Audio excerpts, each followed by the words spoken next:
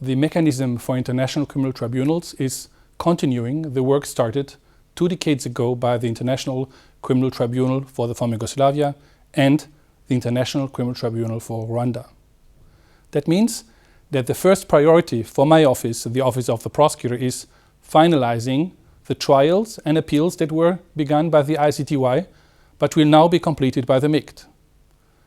In the Stanisic and Somatovic case, my office is prosecuting 2 former officials of the Serbian Security Service.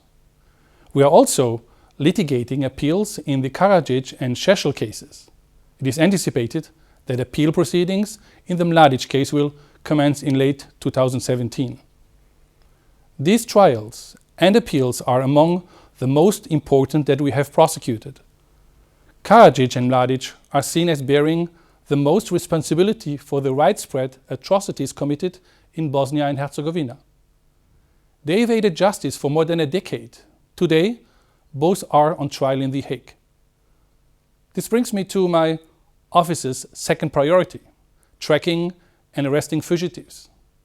The ICTY secured the arrest of all its fugitives, but 8 suspects indicted by the International Criminal Tribunal for Rwanda still remain at large. Arresting them is now my office's responsibility. Arresting fugitives is essential for the credibility of international justice.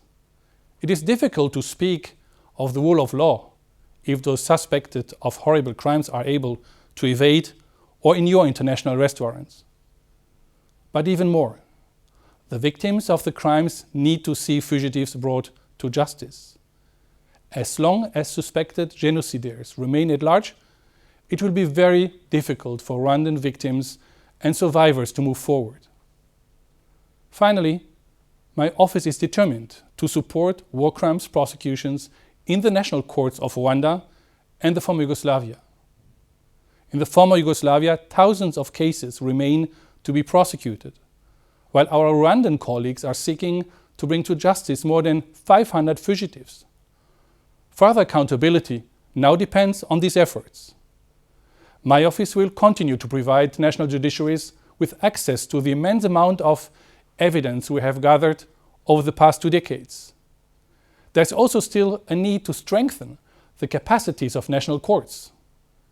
Therefore, within existing resources, my office will continue to place its expertise at the service of national judicial authorities prosecuting war crimes, crimes against humanity, and genocide.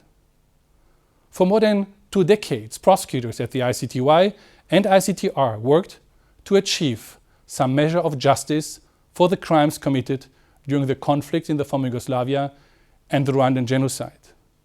My office is committed to completing those efforts and safeguarding their legacy.